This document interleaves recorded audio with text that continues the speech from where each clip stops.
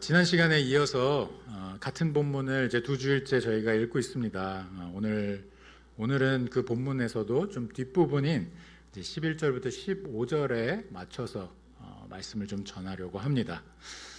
미리 말씀을 드리지만 이 본문은 참 어렵고 또 예민한 본문입니다. 그래서 지난 주일 본문도 참 어려워서 조심스럽게 다뤘지만 오늘 본문은 사실 더하면 더했지 덜하지는 않습니다.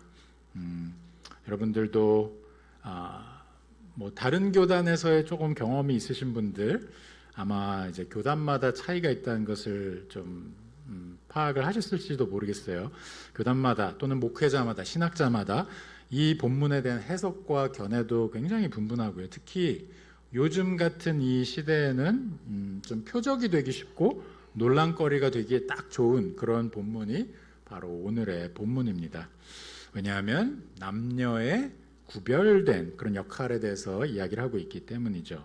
그래서 역시나 이 본문을 지난 시간에도 제 솔직한 말씀을 드렸던 것처럼 건너뛰고 싶지만 그래도 하나님께서 지난 시간에도 주셨던 것처럼 오늘도 은혜를 주실 것이고 오늘도 이 본문을 통해서 꼭 우리가 알아야 할 것들을 가르쳐 주실 것임을 믿기 때문에 조심스럽게 성령 하나님께 의지해서 기도하는 마음으로 오늘 본문을 다뤄보도록 하겠습니다.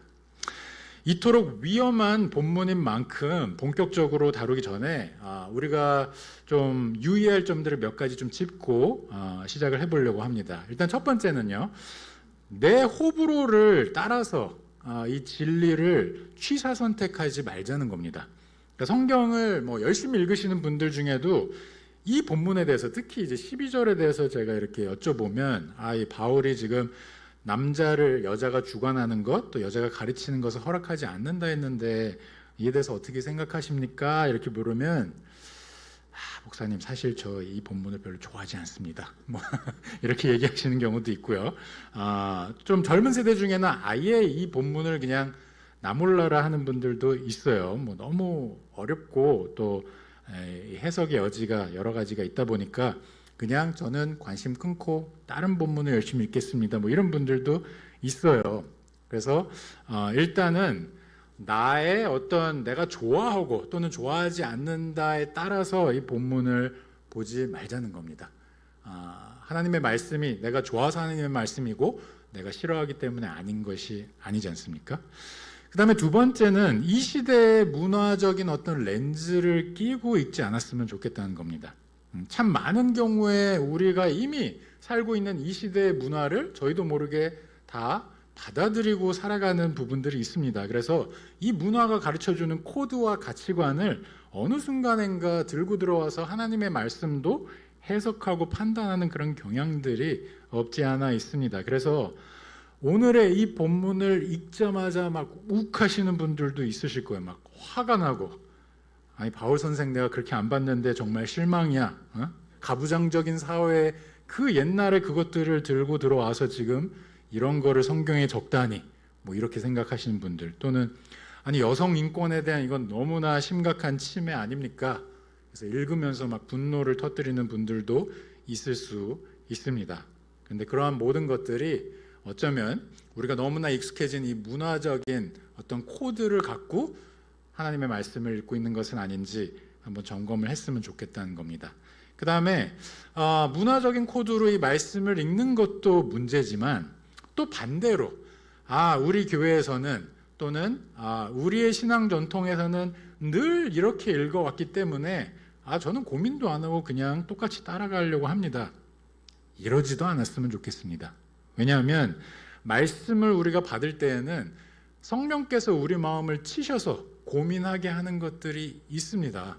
그거를 그냥 너무 복잡하니까 머리 아프다 예전에 하던 대로 그대로 따라하겠다 이렇게 하지는 않았으면 하는 마음이 있습니다. 자, 그러면 오늘 본문이 이거 자체가 워낙 있는 그대로 읽기가 부담스러워하는 분들이 많은 본문이다 보니까 어떻습니까? 여러분들이 아마 이 본문에 대해서 여기저기서 좀 들으신 것들도 있을 수 있을 것 같아요. 그래서 참 세상에는 이 본문을 갖고 이거 자체가 해석의 여지가 너무 많다 보니까 굉장히 창의적으로 읽는 분들이 많습니다. 이게 좋은 의미의 창의적인 게 아니고요, 정말 다양한 자신의 상상력을 발휘해서 읽습니다.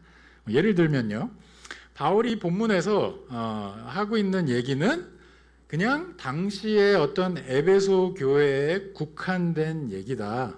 그때 그 상황에 너무 특수한 상황이 있었는데 정말 그때는 여자들이 너무 드셌다.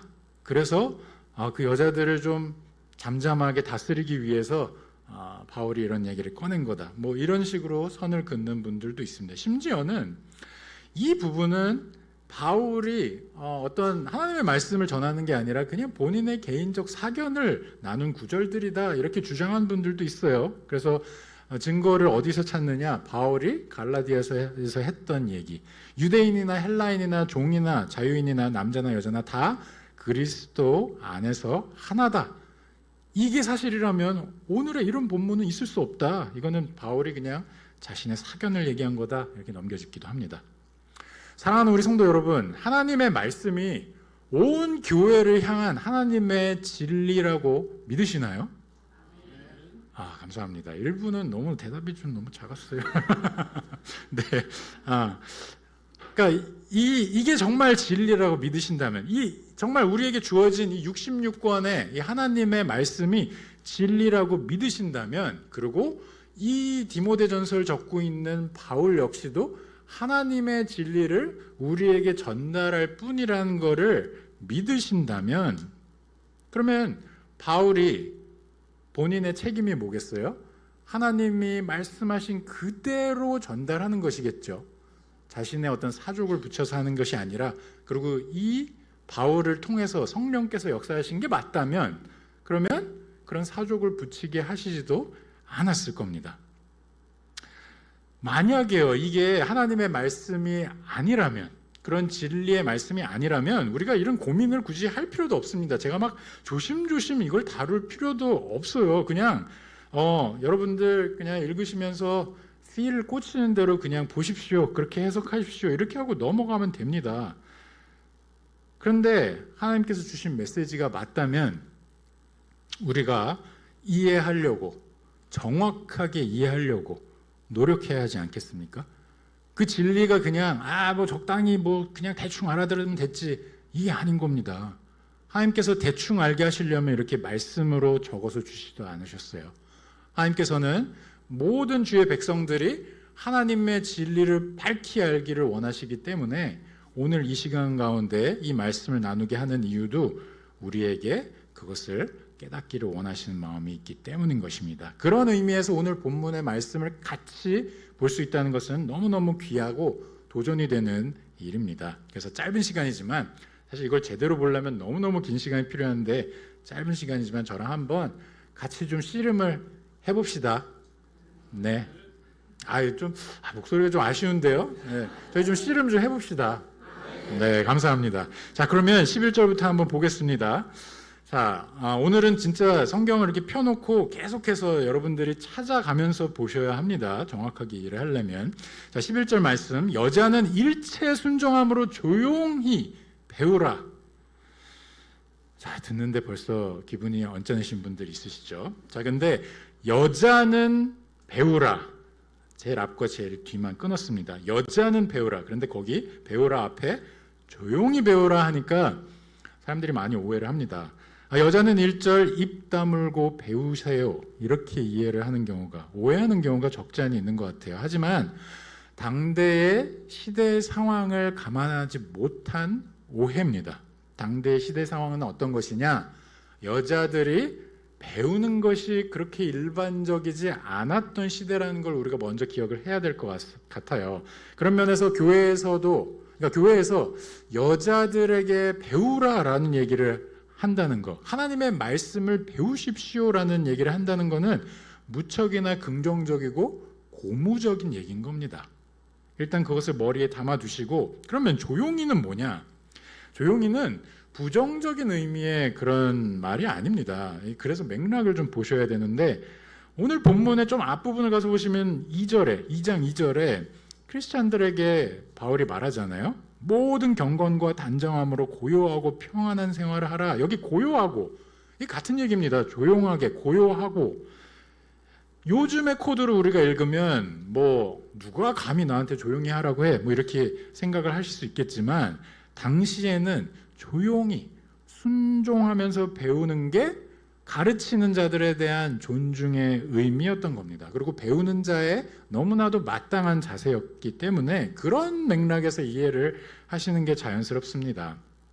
좋은 예가 뭐가 있죠? 예수님의 발치에서 예수님의 말씀에 귀를 기울이던 마리아는 어땠습니까? 바쁘게 일하던 마르다와는 굉장히 대조가 됐죠. 마르다가 보다 못해서 볼멘소를 예수님께 얘기합니다. 주여, 내 동생이 나 혼자 일하게 두는 것을 생각지 아니하시나이까 그를 명하사 나를 도와주라 하소서.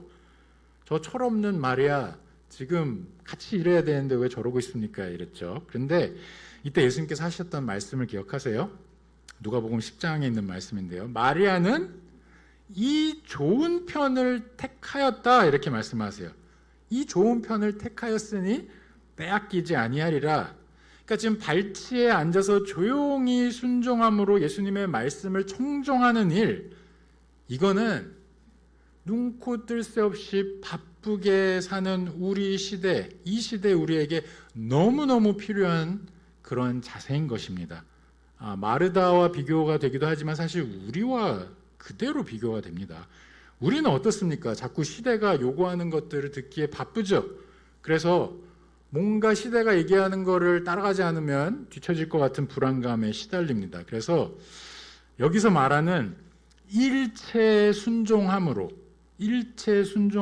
배우라. 이 일체 순종, 정말 모든 걸 다 던져 넣어서 순종을 하라는 이런 거는 엄두도 못 냅니다. 왜죠? 예수님의 발치에 앉을 새가 없거든요. 잠깐 앉나 싶으면 뭔가 막 생각나는 거. 나 이것도 해야 돼. 막 가서 합니다. 그것만 하면 돌아올 수 있을 것처럼. 다시 돌아와서 또 앉을만 하면 또 다른 게 생각나죠. 그럼 또 딴 데 가서 또 뭐 하다가 결국에는 예수님의 발치에 앉는 시간이 거의 없는 겁니다. 혹시 이게 지난 6일간의 우리의 모습은 아닌지 우리 스스로를 한번 돌아볼 필요가 있을 것 같습니다. 사랑하는 우리 모든 성도 여러분, 그리고 특별히 우리 여성 신자분들, 우리 성도님들, 일체 순종함으로 조용히 배우라는 이 하나님의 메시지에는 그 어떤 여성 비하적이거나 강압적인 내용은 없습니다. 우리가 지금 세상에서 너무 익숙해진 그런 어떤 용어나 그런 프레임을 갖고 들어와서 이 말씀을 읽지는 않았으면 좋겠습니다. 자, 그러면 12절로 한번 넘어가 보겠습니다. 여자가 가르치는 것과 남자를 주관하는 것을 허락하지 아니하노니 오직 조용할지니라. 자, 우리 남편들 중에 이 구절을 아내와 함께 나누는 거를 정말 극도로 즐거워하시는 분들도 있는 것 같아요. 근데 오늘 이후로는 좀 어려울 것 같습니다. 이게 얼핏 읽으면 여자가 1절 남자를 가르쳐서는 안 된다. 여자가 남자를 일절 주관해서도 안 된다. 그러니까 참고로 여기서 주관하다는 얘기는 권위를 행사하는 걸 얘기합니다. 그러니까 그러면 이게 사실은 여자는 일절 남자를 가르쳐서도 안 되고 남자에게 권위를 행사해서도 안 된다라고 이렇게 읽어버리면 굉장히 곤란스러워지는 게 뭐 여러 가지가 있지만 그 중에 몇 가지만 꼽자면 여러분들 잘 아시는 브리스길라와 아골라의 그런 이야기는 어떻게 해석하실 건가요? 아볼로가 말씀을 전할 때 그 교리가 잘못된 거를 발견하고 브리스길라와 아골라가 옆으로 이렇게 불러다가 하나님의 말씀을, 도를 더 정확하게 풀어주지 않습니까? 뿐만 아니라 디모데, 지금 이 편지를 받고 있는 디모데도 마찬가지예요. 디모데가 외할머니 로이스와 또 어머니 유니기한테 말씀의 교훈을 배웠다. 이거 우리 첫 번째 시간에 나누지 않았습니까? 그러니까 이것 자체도 지금 디모데 본인도 지금 그렇게 배운 거를 바울이 뻔히 아는데 바울이 그런 의미로 얘기했겠냐 이거죠.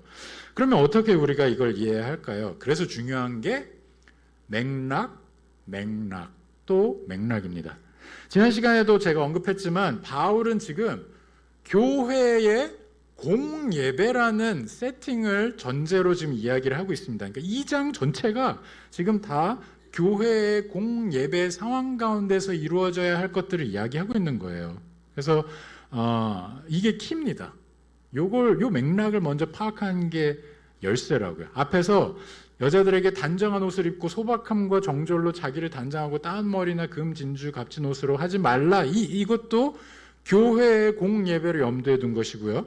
남자들에게 거룩한 손을 들어서 기도하라 한 것도 공예배를 염두에 둔 말이었습니다. 모든 사람을 위해서 기도하라. 이거 다 교회의 공예배를 전제로 한 얘기란 말이에요. 그렇다면 마찬가지로 여자에게 지금 가르치는 것과 남자에게 권위를 시행하는 것, 이 주관하는 것, 이것도 같은 맥락에서 읽어야 하지 않겠어요? 교회의 공예배를 전제로 한 말씀이라는 겁니다. 그래서 정리를 좀 해드리자면 교회의 공예배에서 하나님의 말씀을 선포하고 가르치는 일에 있어서, 즉 설교에 있어서만큼은 남자 목회자 또는 장로의 역할로 선을 긋고 있는 말씀인 겁니다. 그러니까 교회 안에서 자매분들이 교사로 섬기면서 아이들에게 성경을 가르칠 수 있죠. 장년들을 상대로도 성경의 내용을 풀어서 강의도 할 수 있습니다. 다만 하나님의 백성들이 다 모여서 예배하는 그 공예배 세팅에서 설교만큼은, 그리고 이 교회의 어떤 하나님의 권세를 시행하는 역할을 하는 당회에 있어서만큼은 하나님께서 남녀의 역할에 선을 그어주시는 겁니다. 읽는데 어떠세요? 어렵죠? 그렇죠? 굉장히 어렵습니다. 이게 참 까다로운 말씀이에요. 특히 요즘 같은 시대에 만약에 이게 교회 세팅의 얘기가 아니라 사회 어떤 회사에서의 특정 지위를 두고 이런 얘기가 나오면 어떨 것 같으세요? 발칵 뒤집힐 겁니다. 벌써 인스타에 다 올라가고 SNS에 다 오르고 누가 도대체 이런 시대에 착오적인 발상을 하냐 난리가 아닐 겁니다. 그래서 혹시 있을지도 모르는 오해를 조금 제가 풀고 좀 다음으로 넘어가려고 하는데 12절의 지금 내용이요, 남자와 여자의 능력을 두고 하는 얘기가 절대로 아니라는 걸 꼭 기억하셨으면 좋겠습니다. 이게 지금 남자가 더 뛰어나서 남자 목회자, 남자 장로들에게 이 역할을 한정하고 있는 게 절대로 아니라는 겁니다. 여러분들도 아시겠지만 이미 시대가 그거를 반영하고 있잖아요. 지금 우리 아이들 반에서도 보면 공부 잘하는 애들은 다 여자애들입니다. 직장에서도 말똥말똥한 분들은 다 자매들이에요. 아까도 언급했지만 이 아볼로를 정정해 준 것도 브리스길라였잖아요. 그 시대에도 그랬다면 지금은 더합니다. 자매들이 더 똑똑하고요, 능력도 더 좋은 경우가 참 많습니다. 요새는요. 그래서 제가 말씀을 준비하면서 좀 이런저런 좀 생각을 하다 보니까 나는 어떻게 말씀을 배우고 자랐지? 제 옛적에 저의 어떤 이 공과 공부를 맡아줬던 선생님들을 좀 떠올려 봤는데, 초등부 때 또 중고등부 때 저를 지도하셨던 그 교사분들을 쭉 이렇게 생각을 해보니까 일단 남자분들은 몇 안 되고요, 그분들 잘 기억이 안 나요. 근데 여자 선생님들이 너무 열심히 진짜 꼼꼼하게 이 성경의 내용이 머리에 일목요연하게 다 들어오도록 똑부러지게 가르쳐 주셨던 기억이 아주 생생하더라고요. 그러면 하나님께서는 도대체 왜 공예배에서의 말씀 선포에 있어서 또 다스림의 그 장로들의 이 당회 역할에 있어서 남녀 역할에 구분을 두셨는가? 이게 우리의 질문입니다. 그렇죠? 왜 이런 구별을 두셨을까? 자연스럽게 우리가 3장 뒷내용을 잠깐 보면 감독으로서, 그러니까 장로직을 맡은 자들에 대한 자격의 얘기가 나오죠. 아마 우리 장로님들께서 다음 주 설교가 좀 두려우실 수도 있을 것 같아요. 근데 어쨌든 장로들의 어떤 이 역할에 대한 얘기가 이제 나오는데, 당회원이 남자들로 한정이 되지 않습니까? 여기서도. 그러니까 하나님은 왜 이런 남녀 구별을 두셨을까? 더군다나 이게 능력의 차이가 아니라면 말이죠. 그러니까 답부터 일단 말씀을 드릴게요. 하나님의 다스림에는 질서가 있기 때문입니다. 지난 시간에도 제가 강조했던 포인트인데, 하나님의 다스림에는 반드시 하나님의 질서가 있습니다. 자, 그러면 13절 한번 봅시다. 13절을 보시면 이는 아담이 먼저 지음을 받고 하와가 그 후며, 이런 얘기가 나오는데요. 그러니까 바울이 지금 앞에서 이제 남자 여자의 역할의 구분에 대해서 지금 이야기를 하다가 이거의 근거로 지금 13절을 들고 있는데, 자, 보시면 타락 이후의 얘기가 아니죠. 타락 이전의 창조의 때로 지금 거슬러 올라갑니다. 왜 제가 이 얘기를 하냐면, 어떤 분들은 이 본문을 읽으면서 아유, 그래 뭐 바울도 뭐 죄인이네, 바울도 타락해서 지금 이런 얘기 하는 거야, 지금 뭘 모르고, 막 이렇게 생각하시는 분들이 있어요. 근데 그게 아니라 지금 바울이 근거로 삼고 있는 그 때는 창조의 때입니다. 창조의 때, 아직 죄가 들어오지 않았을 때, 하나님께서 세상을 지으실 때부터 먼저 아담을 지으시고 그를 온 인류의 머리로 먼저 삼으셨다는 거예요. 그러니까 아담이 머리가 된 이유는 본인한테 있지 않습니다. 그러니까 아담이 잘나서 지금 머리가 된 게 아니란 말입니다. 능력이 좋아서 그 머리됨의 자격을 따낸 게 아니란 말이에요. 하나님께서 지으신 세상에 세우신 질서가 그냥 그런 거일 뿐이에요. 하나님의 형상대로 남자와 여자를 지으셨을 때 이들을 무질서 가운데 그냥 너네가 알아서 해 하고 이렇게 두신 게 아니라 창조와 섭리의 질서를 두시고 그 질서를 따라가도록 하신 것 뿐입니다. 이걸 우리가 느낄 수 있는 게 뭐죠? 성경에 등장하는 장자됨 아닙니까? 장자됨.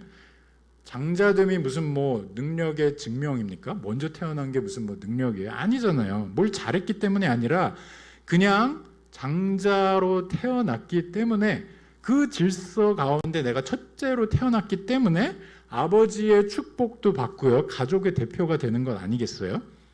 가정 안에서도 마찬가지입니다. 우리가 결혼식에서 많이 듣는 그 본문 있죠. 에베소서 5장 거기 22절과 23절 보시면 아내들이여 자기 남편에게 복종하기를 주께 하듯 하라. 이는 남편이 아내의 머리됨이 그리스도께서 그 교회의 머리됨과 같음이니 그가 바로 몸의 구주시니라.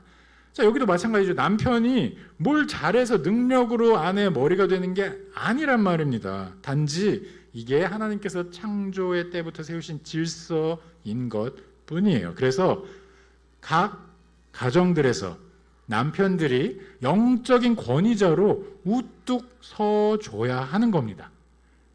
그러니까 이게 그냥 본인들의 능력 이런 게 아니라 하나님께서 세우신 질서이기 때문에 더더욱 남자들이 각 가정 가운데 예배하는 자로, 기도하는 자들로 남편들이, 아빠들이 서줘야 한다는 겁니다. 그걸 위해서 온 가족이 그 남편과 아빠를 위해서 기도하면서 도우면서 그러한 영적인 리더십을 발휘할 수 있도록 같이 걸어가줘야 되는 겁니다.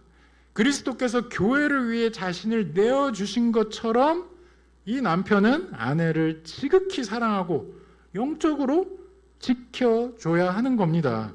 왜? 하나님께서 세우신 질서가 그렇기 때문에. 머리로서 가정을 영적으로 인도하고 지켜야 하는 그 롤이 이 아담에게 주어진 거예요. 그 질서가, 그 질서 안에서. 그게 하나님께서 세우신 질서입니다. 그게 하나님께서 우리 남편들에게 주신 역할인 겁니다. 자, 이어서 나오는 14절, 이것도 오해의 소지가 참 많은 구절인데, 보시면 아담이 속은 게 아니고 여자가 속아 죄에 빠졌음이라 이렇게 얘기하고 있죠. 이게 그냥 들으면 막, 이거 하와의 잘못입니다 막 넘기는 것 같죠. 근데 그게 아닙니다. 로마서 5장을 보시면 이 말씀이 12절에 이거를 증명하고 있는데, 그러므로 한 사람으로 말미암아 죄가 세상에 들어오고 죄로 말미암아 사망이 들어왔나니 이와 같이 모든 사람이 죄를 지었으므로 사망이 모든 사람에게 이르렀느니라. 자, 원죄를 지금 설명하고 있는, 우리가 잘 알고 있는 본문 아닙니까? 로마서 5장 12절. 근데 원죄를 설명하면서 어떤 사람이 어떻게 죄 아래 놓여 있는지를 그걸 이렇게 풀어주는데 한 사람으로 말미했다 이렇게 얘기한다고요. 한 사람이 누구예요? 아담이거든요. 아담. 그러니까 성경은 분명히 아담이 죄를 지어 아담을 통해서 이게 들어왔다, 그래서 모든 인류가 죄 아래에 있게 되었다, 이 얘기를 하고 있거든요. 그러니까 저희가 읽는 오늘 이 본문에 아담이 속은 것이 아니라 여자가 속았다, 이게 지금 아담은 잘못한 게 없는데 하와가 지금 죄를 지은 거, 이 얘기가 아닙니다. 그러면 14절은 도대체 뭘 얘기하고 있는 거냐? 자, 잘 들어보세요. 하와는 뱀에게 지금 뭐라고 써 있죠? 속아 죄에 빠졌다, 이렇게 적혀져 있죠. 그러니까 하와는 뱀에게 속은 게 맞습니다. 하지만 아담은 속은 게 아니고요. 다 알고도 머리로서 내가 이걸 지켜내야 된다는 것, 뱀의 머리를 으깨야 된다는 것, 산산조각 낼 그 역할이 있다는 것, 머리로서 역할이 있다는 걸 다 알고도 지금 이 죄악 가운데 들어간 거예요. 그러니까 인류의 머리로서의 책임을 언급하는 오늘 본문의 13절과 똑같이 평행으로 가는 말씀이 14절이라는 얘기입니다. 그러니까 아담이 책임을 다하기에 실패했다는 얘기죠. 그 실패한 의무가 뭡니까? 하나님께 온전히 순종함으로 선악을 알게 하는 나무의 실과를 먹지 말고 유혹하는 뱀의 머리를 쳐내서 이 에덴 가운데 악이 들어오지 못하게 지키는 청지기의 역할을 감당하고 그 가정의 머리로서 그걸 지켜내는 남편의 역할을 감당했어야 하는 겁니다. 하와를 지켜냈어야 하는 겁니다. 하나님께서 맡기신 그 역할을 못한 거죠. 하와는 또 어떻습니까? 하와는 아담이 이 머리로서 역할을 잘 할 수 있도록 돕는 배필로서 그 역할을 했어야 되는데 오히려 죄악을 듣고 통로가 돼주는 그런 역할을 하죠. 이것이 하나님께서 계획하신 세상의 질서가 어떻게 처참하게 무너졌는지를 보여주는 장면입니다. 가정 안에서의 남편과 아내의 질서가 있는데 이 질서에 비춰 볼 때 오늘 본문은 교회의 권위에 있어서나 또 공예배의 말씀 선포에 있어서나 남자와 여자의 역할이 구별된다는 것을 이야기해 주고 있는 겁니다.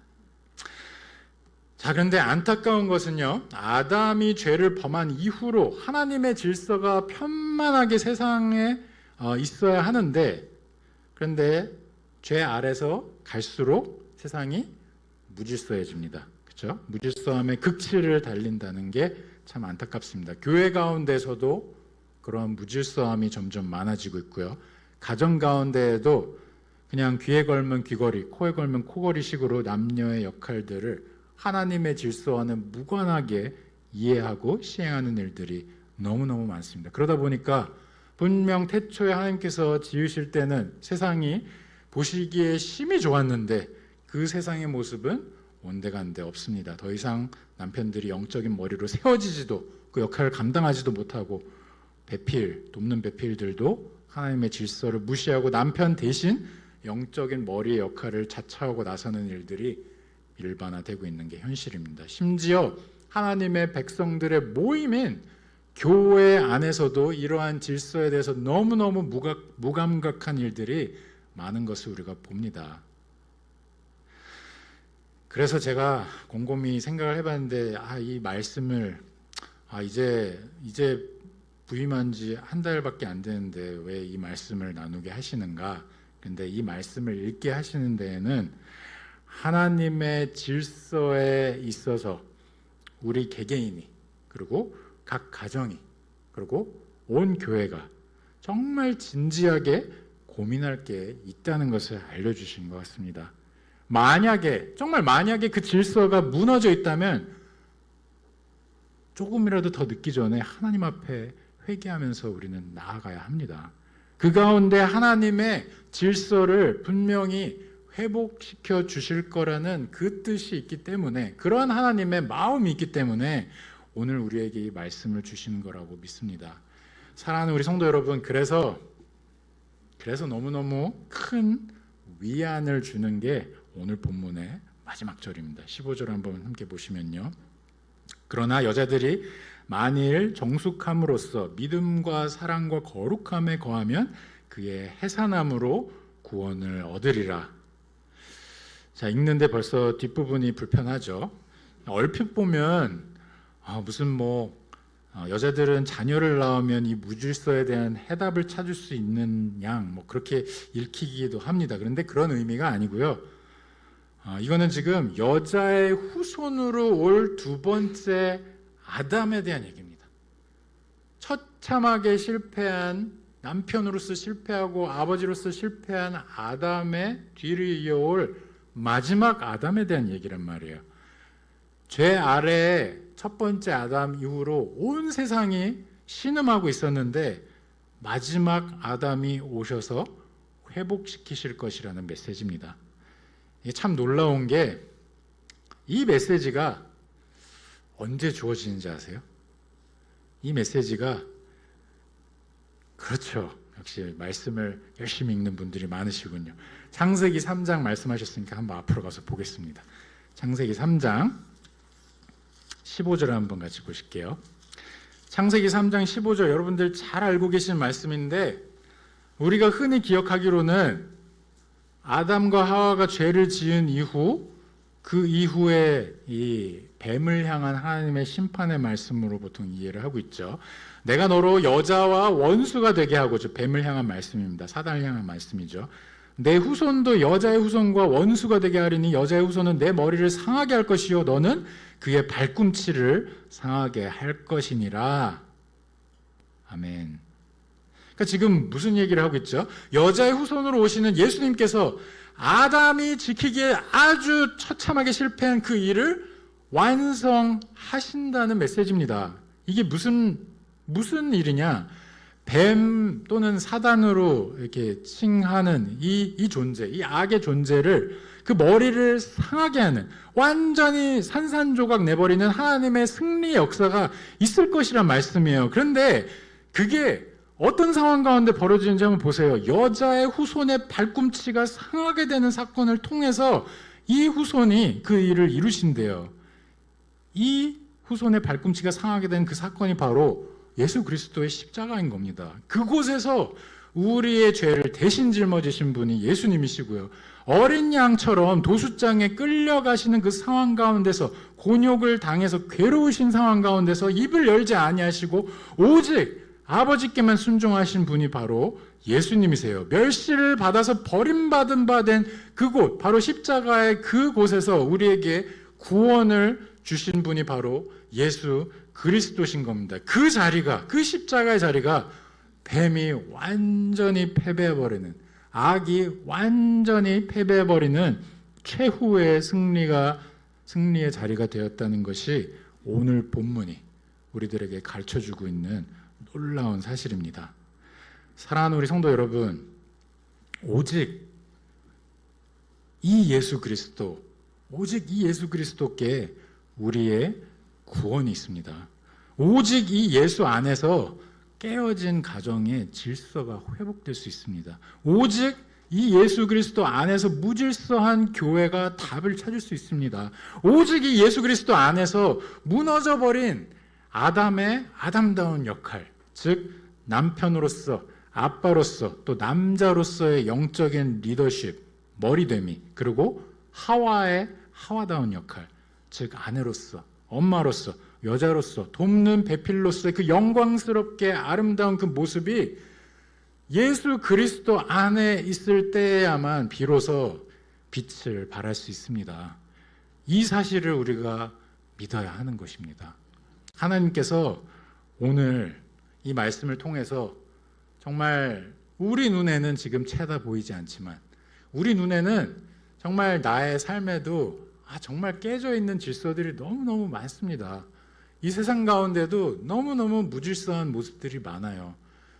도대체 어디서 해법을 찾아야 할지 너무너무 난감한 상황들이 많은데 하나님께서 우리의 시선을 들어서 하나님의 놀라운 큰 그림을 보게 하십니다.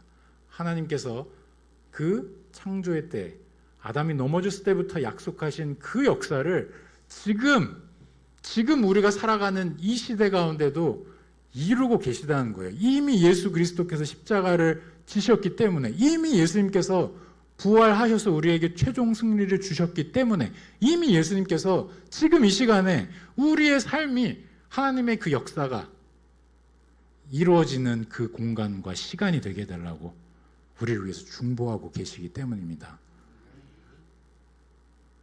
오늘 이 본문은 그런 면에서 논란의 본문이 아니라 은혜의 본문입니다. 우리에게 그 은혜를 보게 하시고, 그리고 우리의 눈 너머에 있는 하나님의 보이지 않는 하나님 나라의 그 놀라운 현실을 가르쳐 주시는데, 오늘 저희가 그 놀라운 현실을 직접 온몸으로 느낄 수 있게, 우리의 눈으로 보고 우리의 입술로 맛을 보고 우리의 손으로 만질 수 있게 주신 자리가 바로 성찬의 자리입니다. 오늘 이 성찬의 자리를 우리가 함께 할 텐데